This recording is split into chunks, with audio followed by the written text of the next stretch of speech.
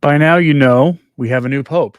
Everybody in the world knows. The secular media is talking about this, and as should be maybe a little bit concerning for people, they are being very happy with the choice for the new pope. We'll talk about that here. My own reaction, if you didn't see my live stream yesterday, well, it wasn't pleased. I had a palpable sense of dread when he walked out onto the loggia. Now, that could be because I had read enough about the former, now Cardinal Robert Prevost, Pope Leo the 14th, in his past track record to know that this was a very, very big problem. So it could be that my own internal reaction, which is still happening, I still have that palpable sense of dread, and I know I'm not the only one, judging from social media, could be because of his association with James Martin, Austin Ivere, Cardinal Supich, Cardinal Emeritus Donald Wuerl, Kevin Farrell, the Camerlengo, and on and on and on it goes. So it could be that my own perspective is biased on what I know about his background, and because of a sort of guilt by association. My plan moving forward will be to not attack him directly unless till he gives me reason to do so. Certainly not on the first day. However, I will be sharing with you some less than pleasant news about him. And this is sort of in the context of you need to be prepared for a very, very unpleasant story about this man coming forward from the secular media at some point. As Catholics, you need to be prepared for this. You don't want to be blindsided by a story I'm going to share with you. But let's go a little bit about the background on the new pope. It turns out that Father Prevost was ordained in Rome by one Bishop Jacob, who from 1973 to 1980 was the apostolic delegate to the United States, where he worked closely with Cardinal Bernardin and was essential to carrying out the progressive corruption of the U.S. hierarchy and clergy. Bernardin was. 44 years later, the man ordained by the accomplice of Bernardin, that would be Father now Pope Leo the 14th, walks out onto the loggia the second day of the conclave. To say he's from Chicago is putting it mildly. He stood on the loggia with Cardinal Supich, who was beaming ear to ear. Supich spent very little time on the loggia. This was scripted. I think him being within a camera shot was actually an error on his part. There was another smiling modernist cardinal near him, but he was also very briefly. He was accompanied by Cardinal Vinko Puljic, the retired Archbishop of Sarajevo. The cardinal, noted for his presence despite health concerns, was described as a smiling cardinal in all the media reviews alongside the pontiff. Additionally, Cardinal Dominique Mamberti, the senior cardinal deacon, the proto-deacon, was present. Vatican protocol had him as the one to announce the Habemus Papam and to introduce the world to Pope Leo XIV. Now, in the crowd, though, on the ground, before he emerged, I knew something was up when I saw Cardinal Wuerl standing there, smiling ear to ear, one of McCarrick's proteges. He was also there with Tobin, who was also smiling ear to ear. On the television side of things, James Martin was giving color commentary to ABC News, and if you watched any of that, you could see from his body language he knew something was up, and he was very happy. In fact, why don't we start here? Pastor Jimmy Martin of the Jesuit Church in his own words. This will probably give you a lot to work with. Hey everyone, it's Jim Martin, and just sort of stunned by the news of the election of Pope Leo XIV, former Cardinal Prevost. I got to know him a little bit at the Synod. He was at my table, and I know him to be a down-to-earth, kind, modest, reserved guy, hardworking, decisive, not afraid of speaking his mind. It's a great choice. He brings a wealth of experience from being a missionary in Peru, a bishop in Peru. He speaks, of course, perfect Spanish. And Italian and English, of course, with the Chicago accent. He was the prior general of the Augustinians. I'm standing on top of the Augustinian rooftop right now. And he was also in charge of formation. I also think it's really important to note the choice of the name Leo XIV, a nod to Leo XIII, who's the father of Catholic social teaching. So just an amazing choice. Surprising, but when you look back on it, makes perfect sense. He was the head of the dicastery of bishops, and so a lot of the cardinals would have known him from there. So I rejoice in this selection of Pope Leo XIV. I ask you all to pray for him. He's going to need our prayers. And God bless Leo XIV. God bless the Augustinians. And from the rooftop of the Augustinians here in Rome, God bless you all. If there's anybody in this world whose endorsement you do not want, if you're someone in the church, it would be him. It would be Pastor Jimmy Martin of the Jesuit Church. That is an undeniable fact. But we have to be both in all of this charitable and fair in how we handle this. That does not mean surrendering the truth and playing along with a lie. Instead, it means telling the truth. And there are already some troubling signs of things he's done before that can be predictive of what's to come. However, if you were expecting him to act like some of the more obvious over the top traits of his predecessor, you're going to be disappointed in that. And a lot of people will be fooled because of that. You will not hear him giving like off the cuff heretical statements. That is not his style. He will not do that. He's a canon lawyer, and lawyers are very precise in their language. So you will not see really troubling things in documents he writes himself. I would actually expect that whoever he has in the dicastery for the doctrine of the faith, if it's Victor for if he keeps Fernandez, which would be a gigantic sign of where his thinking is, you will see those documents much more precise in their language. He's a canon lawyer, after all. But you won't see him doing off the cuff airline interviews, or if he does, he'll be much more restrained and under control of the things he says. You will not see him from a ambo somewhere railing after indie-trists and clericalism and all this other stuff. Or if he does, it will be with laser precision. You won't see a lot of that stuff.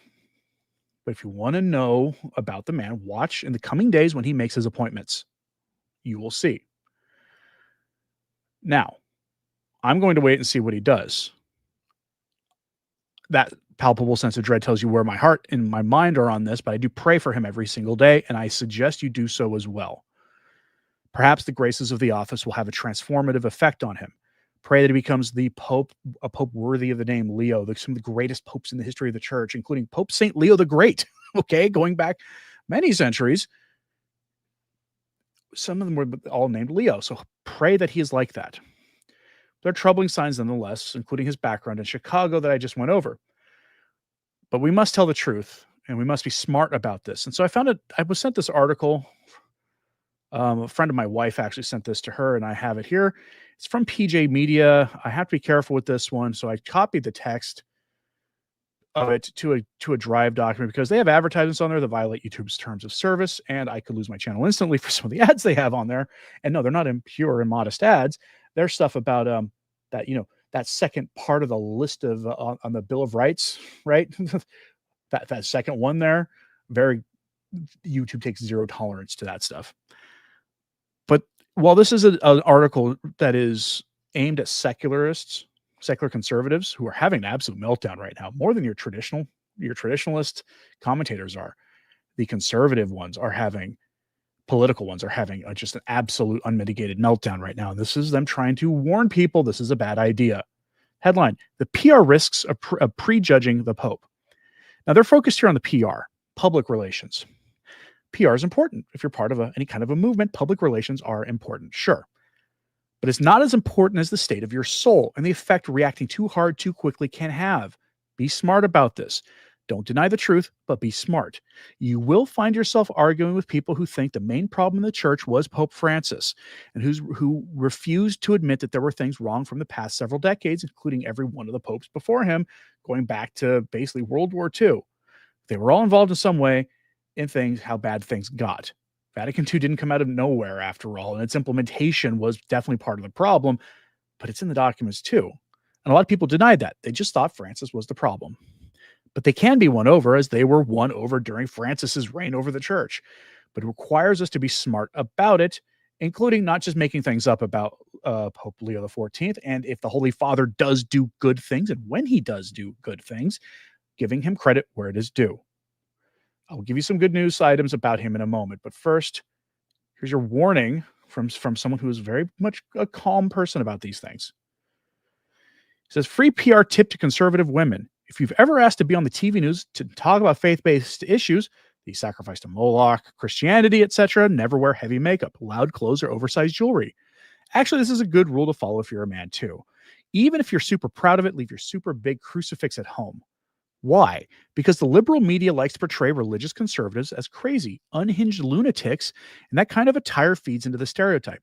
Don't help the enemy make you look stupid. And this brings us to the brewing controversy of Pope Leo XIV, formerly Cardinal Robert Francis Prevost. Yes, his middle name is Francis. Prevost of Chi-Town, the first ever American Pope. At first, we were excited. Go America.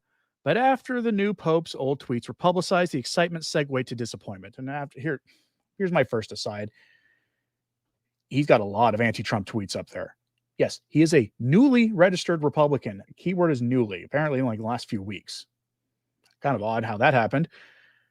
You could put him under the never Trump side of the Republican Party. And his tweets are up there for everybody to see. They still are on the old Robert Prevost account. After his old tweets were published, the excitement segued to disappointment and then to suspicion. I'm going to show you just what they highlight here from the original article. J.D. Vance is wrong. There's his account. Jesus doesn't ask us to rank our love for others. You remember that? You remember that controversy? The order of the order of love, the order amoris. Every classically trained theologian, including Augustinians that I knew, by the way, all said that J.D. Vance was right. That's just one of these, right? It goes on. The suspicion is understandable. There's never been an American Pope before. Why now?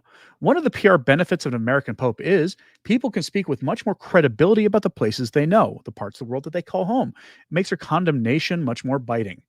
Potentially, Pope Leo XIV of Chi-Town could be a powerful moral counterbalance to Donald Trump.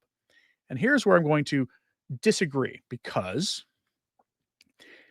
I do not think that Leo XIV became Pope to be a counterbalance to Trump, only because I find it utterly insane that people would give a man the papacy for potentially 20 years to take care of a president who will be gone in 3.5 years.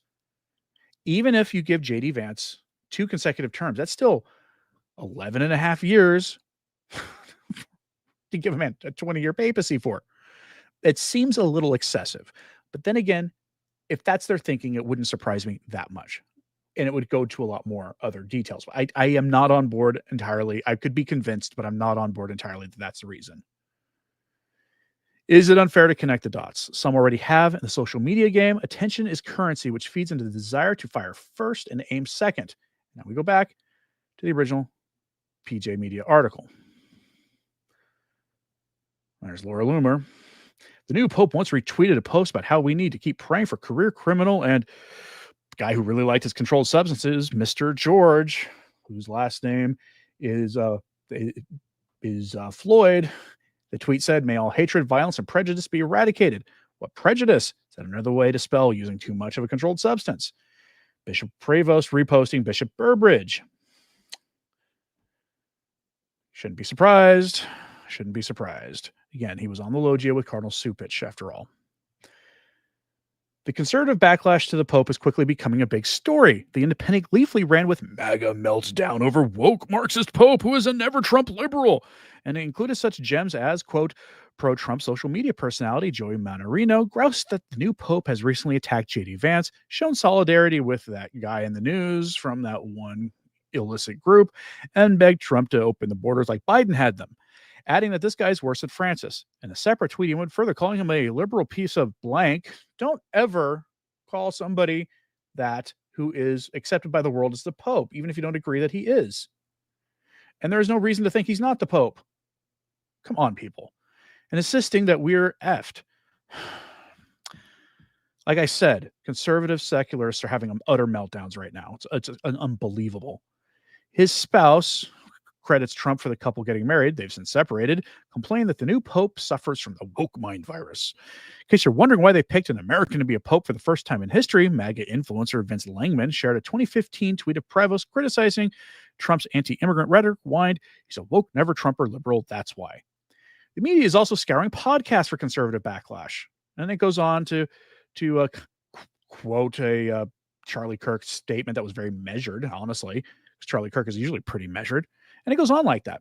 And he's saying, I'm not saying that the critics are wrong. In time, Pope Leo may prove them 100% right.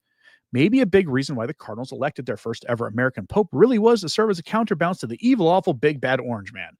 But you don't know that yet, so stop acting like you do. Instead of following the PR instincts of Laura Loomer, follow the lead of Donald Trump. Do you know how he responded? I will show you how he responded. He went and put this on Truth Social. I don't know if it's on X or not. It says, congratulations to Cardinal Robert Francis Prevost, who was just named Pope. It is such an honor to realize that he is the first American Pope. What excitement. What a great honor for our country. I look forward to meeting Pope Leo XIV. It will be a very meaningful moment. I guarantee you, I completely guarantee you, the President of the United States knows about his background. He was just being smart about it. The article goes to describe Trump's response as being filled with class and dignity and all the rest of it. Point being, tell the truth, but be smart about it. Be smart about it. Have respect for the office until he gives you good reason not to. And he's got things in his background that make that inevitable, probably, unless the graces of the office have a transformative effect on him, like it did with Leo XIII and Pius IX, both of whom entered the office as liberals and took a look around after some crisis broke out very early in their papacy and became the men we know them, that history knows of them today. Now, my own thoughts on this are, like I said at the start, I had and still have a palpable sense of dread about the man. Like many of you had with Pope Francis, I didn't quite understand it when I would see people saying that about Pope Francis, but I do now. And I can see that I'm not alone either, judging from the reactions on social media to Catholics. I'm not paying that much attention to the secularists. I don't really honestly care generally what non-Catholics think of the Pope, but I'm trying to get past that to be reasonably objective. But my gut instinct tells me this is going to be trouble, but of a different kind than Francis, because Pope Leo XIV is a canon lawyer, and lawyers write and speak with precision. And he's not going to get up on some stage somewhere, start spouting off about indie trysts and the rest. Now, I'm going to give you something Michael Hitchborn had to say about this. This is his response, and I think this is a good one. He said, Pope Pius IX was elected to the papacy in 1846 when he was just 54 years old. He was elected with the hope that he would usher in a period of liberalism in the church, but the revolutions of 1848 changed him completely. As a result, he published some of the strongest condemnations of liberalism, moral relativism, secularism, and Enlightenment thinking. I have read through Pope Leo XIV's tweets going back to 2012, and I've looked into his background. There is real reason for concern, and his election was a gut punch for me. If you watched my live stream on it, you know that's how it happened to me too. That having been said, there are rays of hope as well. For every negative I saw, there was also a positive. I don't know if I'd go that far. All things being equal, he would be exactly what one can expect from the USCCB. An anti-Moloch, anti-capital punishment says the TLM in private. Yes, that's true. He apparently has said the TLM in private. Don't expect him to do that in public, though. Is all into the thermometer problem and so on. But all things are not equal, and the grace of the office of the papacy has a profound impact on the man at the helm. 1 plus God is a majority. Our Lady has asked us consistently to pray for the Pope. The fact that he chose the name Leo could very well be a signal grace. Leo XIII composed a prayer to St. Michael the Archangel after hearing the devil conversing with our Lord, asking for time and power to destroy the church. Yesterday, is the feast of St. Michael's apparition of Gargano, where St. Michael personally defended the Septons and Beneventans against the invading pagan Neapolitans. Let us devote our prayers for Pope Leo XIV, have the strength and courage to right the ship and lead us as our Lord wishes. Now, one of these things is I'm trying, because I'm into apparitions and things, I cover that stuff all the time. I'm trying not to read too much into the dates here. I'm going to give you some dates that are important here. He hinted at them. He was elected Pope on the old feast of the apparition of St. Michael the Archangel. Took the name Leo. Pope Leo XIII had a vision on October 13th, 33 years to the day before the miracle of the sun, of Satan telling Jesus he could destroy his church. And Jesus saying, well, go ahead and try. Basically, you will have the time, you will have the power. We don't know when that time, that 75 to 100 years that he said, started. I'm pretty sure we're in the middle of it now, or if not at the tail end of it. Don't read too much into it necessarily, because you can read that any way you want to. On the one hand, you can say he is the next coming of Leo XIII. or he could be a pope we were warned about. Catholic prophecy. You can read it any way you want to. I invite you to wait and see. But I'm going to give you a positive thing. He hinted at it here. So let's go. This one is making the rounds on Facebook. It says former rector of the major seminary here says he saw Prevost in Rome privately sang the TLM in his private chapel at the Congregation of Bishops 3 or 4 years ago. He wouldn't lie. He's been around quite some time. He had the only indult to say the TLM at the USCCB office in Baltimore back in the 1990s. Very cool. Some expect he will dial back Traditionis Custodes. God willing. There are other issues facing the church than merely the liturgy. And I say merely, making it sound like I'm downgrading the liturgy. I'm not. The attacks on the liturgy are part of a larger systemic problem in the church. But the danger is that he's been very, very, very guarded on his positions. And you're seeing this manifesting itself in two ways. I'll show you some things from the secular media in a moment.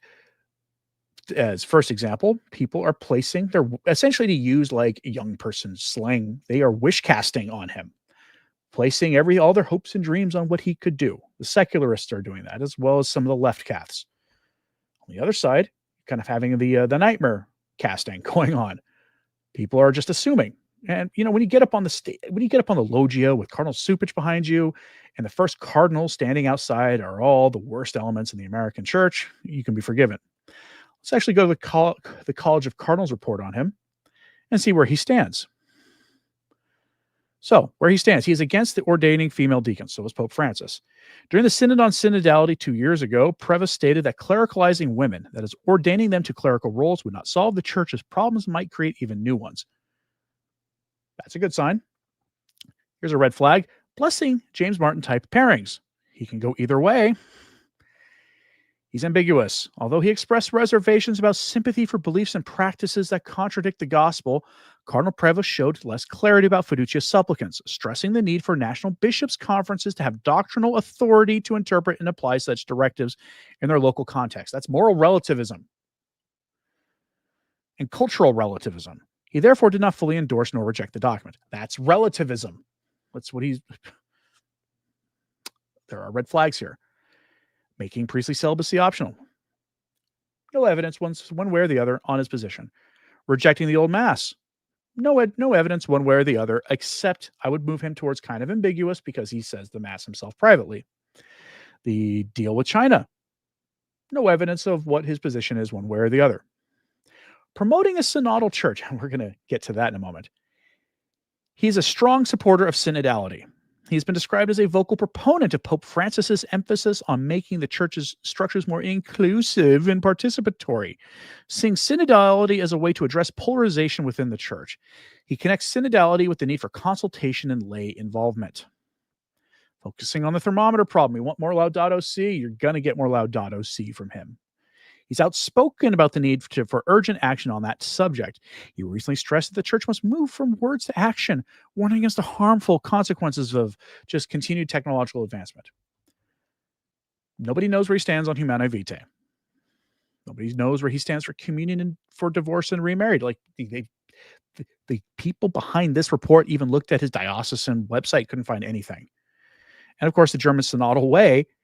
No evidence one way or the other, and that's a giant red flag, actually, because every cardinal in the church should have been outspoken against the German synodal way. And it goes into his background and things. And if you want to read this for yourself, I will have a link to this and all my other notes today at returntotradition.org. It's a free website. I can't post links to websites with ads on YouTube. They tend to frown on that, but you'll have access to it there not long after the show is over. Again, you will not see heretical statements from him. He's a canon lawyer, so his writings will be precise. And you probably won't see airline press conferences from him, and if he has them, they'll be handled in a much better way than Francis did.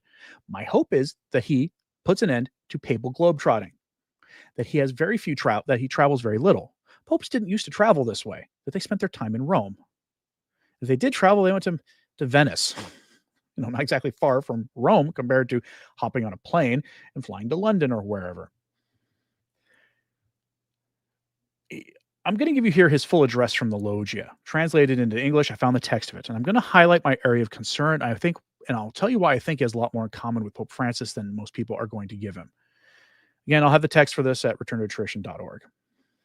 Full text of his first message, peace be with you. And a lot of this is very, very pretty sounding, very good language in a lot of this. Francis had that too. He had a good writer. Peace be with all of you. Dearest brothers and sisters, this is the first greeting of the risen Christ, the good shepherd who gave his life for God's flock. I too would like this greeting of peace to enter your heart, to reach your families, to all people, wherever they are, to all peoples, to the whole earth, peace be with you. This is the peace of the risen Christ, an unarmed and disarming peace, humble and persevering. It comes from God, God who loves us all unconditionally. We still have in our ears that weak but always courageous voice of Pope Francis who blessed Rome.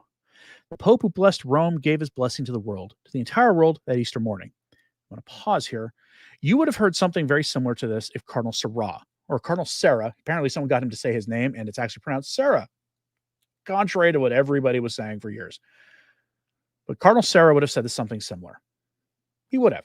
You do not expect him saying nice things about Pope Francis, the recently departed man recognized as pontiff by 99.9 to the 10th power percent Catholics around the world, as a sign of anything. Allow me to follow up on that same blessing. God cares for us. God loves all of us, and evil will not prevail. We are all in God's hands. Therefore, without fear, united hand in hand with God and among ourselves, let us move forward. We are disciples of Christ. Christ goes before us. The world needs his light. Humanity needs him as the bridge to reach God and his love. Help us to then help each other to build bridges with dialogue, with encounter, uniting all of us to be one people always in peace. Thank you, Pope Francis. I also want to thank all the fellow cardinals who chose me to be the successor of Peter and to walk with you as a united church always seeking peace, justice, always trying to work as men and women faithful to Jesus Christ, without fear to proclaim the gospel, to be missionaries. I am a son of St. Augustine, an Augustinian who said, with you, I am a Christian and for you a bishop. In this sense, we can walk together towards that homeland that God has prepared for us. To the Church of Rome, a special greeting. We must seek together how to be a missionary church, a church that builds bridges and dialogue, always open to receive people, like this square with open arms. Everyone, all those who need our charity, our presence, dialogue, and love. Then he switches to Spanish. And if you allow me also a greeting to all those, and particularly to my beloved Diocese of Chiclayo in Peru, where faithful people have accompanied their bishop, have shared their faith, and have given so much to continue being a faithful church of Jesus Christ. And it goes back to Italian. To all of you, brothers and sisters of Rome, of Italy, of the whole world, we want to be a synodal church, a church that walks, a church that always seeks peace, that always seeks charity, that always seeks to be close, especially to those who suffer. Today is the day of the supplication of Our Lady of Pompeii. Our Mother Mary always wanted to walk with us, stay close to help us with her intercession and her love. So I'd like to pray together with you. Let us pray together for this new mission, for the whole church, for peace in the world. Let us ask for this special grace from Mary, our Mother. Like I said, there's a lot of good stuff in there. We want to be a synodal church is not one of them. It's not. I was very happy when during the conclave and the pre-meetings before the conclave that Cardinal Zen gave an address to the College of Cardinals, warning them that the synodality was a matter of life and death for the church. And I actually have the full text of it. I'm not going to go over the full text. I'm just going to give you a little bit of a summary of it from LifeSite News. Cardinal Zen warns synodality is a matter of life and death for the church. Cardinal Zen warns the next pope must emphasize true reform, not synodality, to steer the church away from doctrinal crises. Synodality is a form of relativism, essentially. It's spinning off decision-making authority to the local bishops, to decentralize all sorts of things that should be centralized in the church. Pope Leo XIV gave you an example of that in some of the things he's written before about, the College of Cardinals report did, talking about how certain things, communion for the divorced and remarried and James Martin's sin and other stuff needs to be in the hands of the local bishop, not Rome. This will create confusion. Here's just a summary from Michael Hans. Addressing the College of Cardinals in Rome, Cardinal Joseph Zen warned that the church faces a matter of life and death as she now addresses the question of the new pope and the synod on synodality. In his intervention at the General Congregation last week, Zen issued a forthright analysis on the state of the Catholic Church in the aftermath of Pope Francis's passing. He highlighted key aspects that would need addressing by the new pope, given that the conclave starts a couple days ago. The electors of the next pope must be aware that he will bear the responsibility of either continuing this synodal process or decisively halting it. This is a matter of life or death for the church founded by Jesus. Zen's speech, published by The Pillar and also sent by Zen's office to this correspondent, laments that the issue of the Ted McCarrick problem, wicked priest who should not have been in the priesthood to begin with, has not been properly addressed. We'll get to that here in a second. And instead of dealing with the root issue, that crisis has been blamed on clericalism. And while Pope Francis was welcomed by the secular media as a pope of reform, Zen warned that reform must be properly understood. But a reform that undermines the essential elements of the church founded by Jesus, one holy, Catholic, and apostolic, is not true reform. At the Council of Trent, the Holy Spirit gave the church the insight and strength for a vigorous counter-reformation, reaffirming the church's hierarchical and sacramental nature, especially by strengthening sound discipline in the formation of the clergy. He outlines for you what he thinks true reform would be. Synodality is not that. We want to be a synodal church. Here, let's go to the media. The media are, you'll see this wish casting as I kind of described it. Let's go to Yahoo News. Well, it's sort of Yahoo. This is, I believe, USA. No, this is CNN. All right. Headline: the first American pope is seen as aligned with his predecessor, but Leo XIV's friends, Supich, Wuerl, Tobin, James Martin, say he'll continue the legacy of Pope Francis in his own image. Pray that the Holy Father receive the graces open to him by virtue of the office that he holds to reject their program. Prayer and fasting are your ways forward if you share my concerns at all.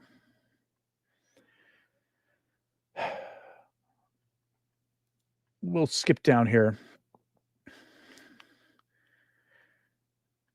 Though Preva spent much of his life outside the U.S., particularly in Peru, where he also holds a passport, he is a citizen of Peru and spent most of the last 20 years there or something, which is why it's weird they're calling him an American pope when you could argue that he's from Peru. But if you have another South American pope after a South American pope who was not popular at the end, you've got a problem. And I think a lot of this is media. His selection nonetheless upended the longstanding belief that the church would not add the papacy to the United States' already enormous worldwide influence. That break from conventional wisdom was made possible by a crisis of international order. Dr. Massimo Fagioli, professor of theology and religious studies at Villanova University, the new pope's alma mater, told CNN's Jake Tapper on the lead. The Catholic Church, he said, is reading the global map and responding in a very creative way. All of this happened within hours of him becoming pope.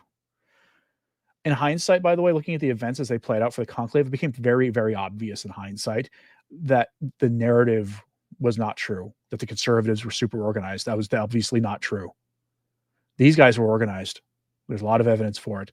The stuff about Parolin came from their camp. The stuff about Tagle came from their camp. Masterful. I'm actually almost in awe of how well they pulled this off.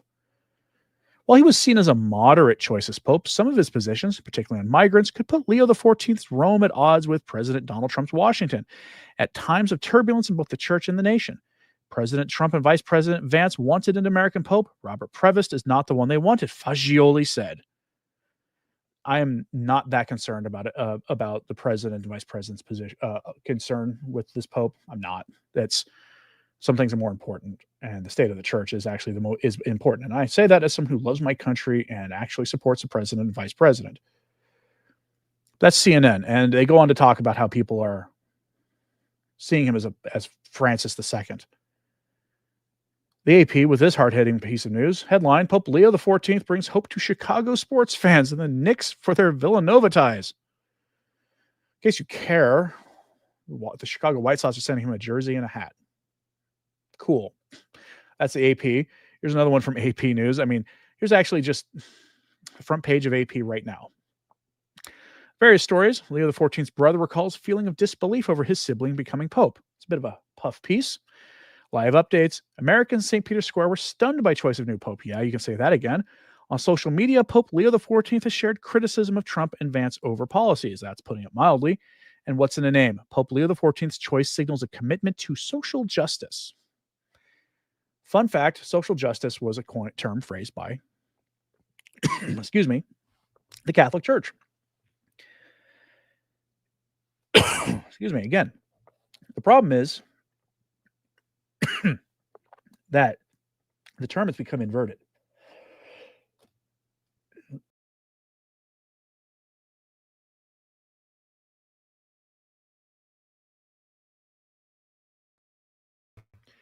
The term has become inverted.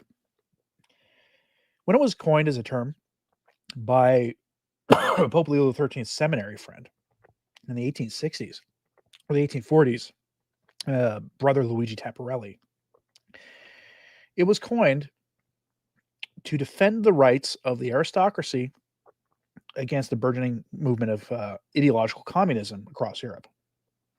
If that seems a little outlandish today, it should. We're used to the term being used to defend that ideology and to promote it, not to protect property rights, which is exactly what it was used for and understood all the way until the 1950s, when it began to get diabolically inverted, like so many things. Let's go to the New York Times. Headline: cautious optimism among liberals about new Pope's views on James Martin-type Catholics. James Martin was ecstatic. Pope Leo XIV has said little publicly about a place in the Catholic Church for the James Martin types and very confused people. Some thought the issue would not be key to his agenda. Let's hope it's not. They're expecting, but there's a lot of people out there, again, to borrow a term from younger people, wish casting on this. They're basically putting all their hopes and dreams on him. Wait and see. But I hinted at this. There's a thing that every Catholic needs to know. We go to Catholic Sat. I didn't want to really do this, but you're going to see this in the news. It's a story making the rounds. Catholic Sat is a very moderate, very restrained voice on X who monitors Vatican news all the time, says, well, the Vatican press office is going to spend the first couple of days, weeks, explaining the new Pope's record on handling McCarrick-type priests and the evil things they did, because there's a lot of explaining to do. A short thread on Prevost from last year, posted by him September 2024. He's been seen as a front runner for a position in the Curia for a long time, but things didn't materialize following a Chicago Sun-Times report that he permitted someone who was found guilty of going after the most young, a priest, to live in a friary that was half a block away from an elementary school. Link to the Pillar article from 2021. These allegations from Peru are new and separate, but his appointment did raise eyebrows from the day it was announced. And there's a whole other separate story on this from Peru, where it looks like there's a track record of him doing this in Chicago and then protecting similar priests in Peru. And I say looks like, this needs to be investigated and needs to be found if it's true or not. And Catholics need to be aware that this story is going to hit the major headlines soon, unless the media are protecting him. In the secular media, in this world, you do not want on the same side as the Roman pontiff. And when they're on the same side, that should be a gigantic red flag. So here's John Henry Weston, I think, with an interesting observation.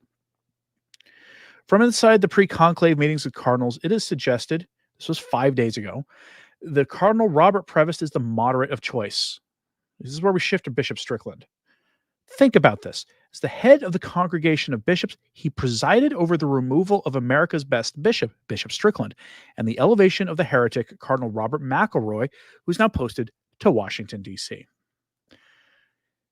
And I did fact check this. Bishop Strickland was basically removed by the influence of Cardinal, now Pope Leo XIV. He was removed under his influence. He's the man most directly responsible, other than maybe Strickland himself, for the things he said. And so I find that interesting.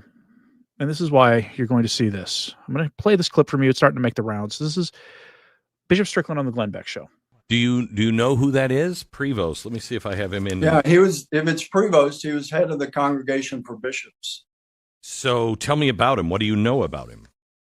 Not much. He's a relatively new cardinal. What do you know? Good guy, bad guy? Any clue? As we don't have any clue on which direction he leans, except he was selected 2 years ago by Francis. And he was, as head of the Congregation for Bishops, frankly, in my opinion, he made some really bad choices there, or at least, I mean, of course, it was Pope Francis, but he was involved in naming bishops that I find very troubling. So we'll have to keep praying. Okay. Well, there you have it. Pope Leo the 14th. That's an interesting name, Leo the 14th. Why? Well, because of the connection of the predecessor, Leo the 13th. He had visions of evil taking the church, and the St. Michael prayer, the St. Michael, the Archangel prayer, came from Leo the 13th. He was in the mid to probably something like 1870-ish, around there was when he was Pope. Good Pope? Yeah, he was good. And he was strong in a lot of ways. I'm no scholar of Leo the 13th, but definitely some good signals there. So it's very interesting to choose that name. And, I'm sure they'll ask him why he chose that name, but Leo the 14th, there's significance there. Okay. We had the rest. She says, guys, Strickland is not without fault. I love him, but he made choices. I mean, he could have been more strained in his things that got him in trouble, but I do think he has the heart of a pastor and is the kind of man you generally want among the bishops. That's not all he actually had to say, but I do want to address, there's a couple super chats here. First, before the show started, Ray Nielsen became a channel member. I do appreciate you doing that, as did Walter Hassel. Gentlemen, and anybody else who's a channel member, any channel you have a membership on, you get a free super chat once a month. It makes it so I can see them in the chat very easily, and I can post your question or your statement or whatever, and it doesn't cost you anything extra because they give you one of those free a month. Use them whatever channel you are supporting that way. Blackfish Blue said with a €5 super chat, admittedly, even J.D. Vance was never Trumper. I pray the Holy Spirit helps Leo the 14th moderate his stance. Pray also to St. Leo the Great and St. Augustine. All of it's very true and very good idea. The office confers great graces. It really does. There have been a number of popes who came in with their ideas of their own, we'll say, political ideas, whatever it was, and then the reality of the situation and the graces of the office led to them becoming the men history knows them as. So pray for him and be smart when you critique things he does, at least until he does things over the top, like, I don't know, another Assisi conference or another Pacamama debacle or something like that. If anything like that happens, we get Fiducia Supplicans 2 or anything like that, the kid gloves can come off at that point, but be restrained. Sensitive Alien fan for $5 says, I watched your video about Our Lady of Lost Salette last night. You should revisit the 2 worm-ridden popes prophecy. That's making the rounds right now. Give it time. I probably will. Now,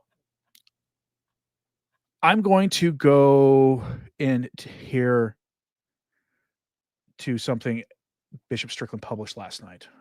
Simple statement from him. You're going to notice something missing here, just like it was missing from that other thing with Glenn Beck, and I will tell you what it was after this. In the election of Pope Leo XIV, published last night by Bishop Joseph Strickland on his Substack. A link to this will be in my show notes at returntotradition.org after this live stream. With the election of His Holiness Pope Leo XIV, the Church enters a new chapter in her pilgrimage through history. We entrust the Holy Father to the guidance of the Holy Ghost and the protection of the Blessed Virgin Mary, praying that he may faithfully uphold the deposit of faith and confirm his brethren in the truth. In these difficult times, may all of us, clergy and laity alike, remain steadfast in our love for Christ, his church, and the sacred traditions handed down through the ages. And that's it. That's his statement. With a classic-looking piece of art. Now, you may be wondering, what was missing? What was missing from that statement? And it's pretty simple. Then Cardinal Robert Prevost was the man most directly responsible He had a meeting with Pope Francis privately for the removal, canceling the forced retirement 20 years early of Bishop Joseph Strickland.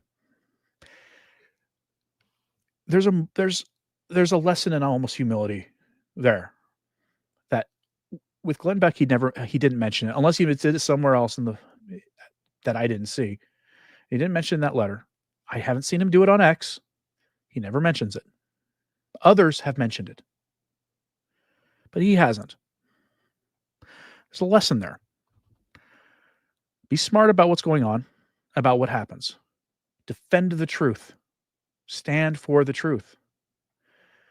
But don't have the rage response that the secular commentators, conservative commentators had. A lot of them have gone off the deep end, and probably for clicks. Honestly, probably for clicks. I have a Malachi Martin video for you today with a kind of provocative title, Malachi Martin's message to the new Pope and the cardinals who elected him, or something to that effect. I recorded that like 5 or 6 days ago. It sat in my queue for editing, and I got it edited and uploaded before yesterday. Don't read too much into the title and contents of it. Malachi Martin was essentially laying out the crisis in the church, at least certain aspects of it. It's interesting nonetheless. It's also one of the longest just pre-recorded videos I put on the channel in a while. Damien Keller says, does Our Lady lie? No, it will not matter who is in power, what plans are laid. Fatima is the only answer. Fatima. Well, it does matter who's in power, because if in terms of the papacy, you have to have somebody there who is willing to be scared straight. Essentially. Margaret says, Anthony, you looked shocked yesterday when Leo XIV announced, so I brought you a coffee. Yeah, no, I saw that, and I do appreciate it. I was shocked because I really didn't think they'd ever name an American, and I really didn't think they'd name Prevost, whose background on the McCarrick problem should have barred him from ever having a chance. And I'm seeing people falling for he's a moderate line. He's not. He will not be Francis, because a lot of Francis's policies were fueled by his personality. That doesn't mean fall for it, though. Wait and see what happens. And the first thing you're going to see happen probably are the appointments to the College of Cardinals, or not the College of Cardinals, but to the various dicasteries. See who he puts in charge of the congregation or dicastery for the doctrine of the faith. See who he puts in charge of the office of the liturgy. See who he puts in charge of the office of bishops, and on it goes. And you'll get an idea of what we're in for. Jude says, may Leo XIV make the Vatican holy again. Amen. Well, as long as pray for him to receive the graces of the office, and that he align himself with the will of God and not any agreements made behind the scenes during that conclave. Didn't Leo XIII condemn Americanism? Could the name be a sarcastic joke? When the Americanism he condemned was not the America has a special role in the world stuff. It was applying a lot of that to influencing the church and changing the church. It was a little different, but because everybody thinks their country is like a shining city on a hill. Generally, if they have a right ordered attitude towards their own country, they will generally hold their own country in higher regard than other places, as you should. Thomas Aquinas called it a matter of filial piety to love your country. That does not mean excusing your country's errors. It means loving your country enough to try to fix them. But you should generally hold your country, your own country, your home country, in higher regard than other places. Pope Francis gave his own interpretation of the name. Francis, do you think the name Leo XIV is leading people on, or even misleading deliberately? I don't know about all that. I can tell you that I do think it has a lot to do with the concept of social justice and Catholic social teaching. What we call sometimes in shorthand the left Caths, the Catholics who love them some socialism, love them some Catholic social teaching. They distort it, they twist it, and they use it to condemn capitalism and endorse socialism, even though like 9 consecutive popes said you can't be a Catholic or a Christian of any kind and adhere to socialism in any form. But a little detail. But I've seen several articles framing his stance on migration, and I think that's probably one of the reasons they made him pope. It's not just America. America is kind of the biggest fish in the sea when it comes to this. But across the entire Western world, and even in parts of Asia, you're seeing populism and nationalism come back. And the, modernist Rome doesn't like that. They are aligned with the secular authorities.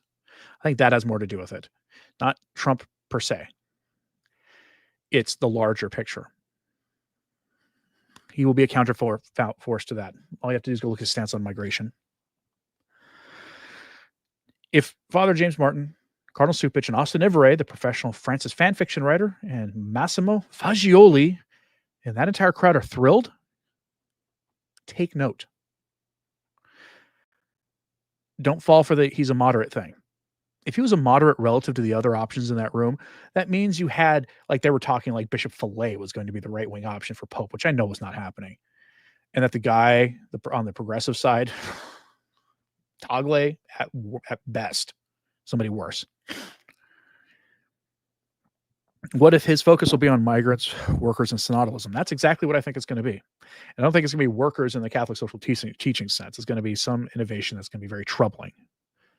He himself, in his address, talked about synodality, talked about how we want to be a synodal church. I don't want to be in a synodal church. I'm a Catholic. I'm not a synodalist. I want the same religion that my grandparents' generation had. I want the same generation or the same religion that Catherine of Aragon had. I want the same religion that the King Edward had. Go back through history. I want that faith. That's what I want. I want the saints. I want a church that stands up to error, not whatever this synodal church is.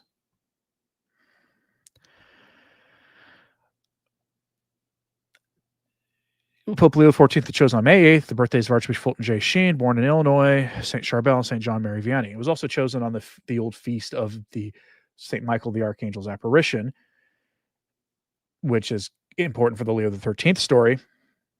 Final note here. Word is he's going to have his first public mass and his inauguration on May 13th. Perhaps that's a coincidence. I wouldn't put past the people who assist him to have chosen that date on purpose. I'm curious what you think about all this. Think I'm being too nice with the stand for the truth, but don't go off half-cocked kind of thing? Let me know what you think about this in the comments, please. And like and subscribe if you haven't. It certainly does help. Sharing this on social media helps too. Pray for Pope Leo XIV that he receive the graces the office offers him. And pray for the church. Oh, and one last super chat. A well-known priest at a recent conference warned that if we get the Pope we deserve, he will be even more cunning than Pope Francis was. Food for thought. I'm Anthony Stine. Ave Maria.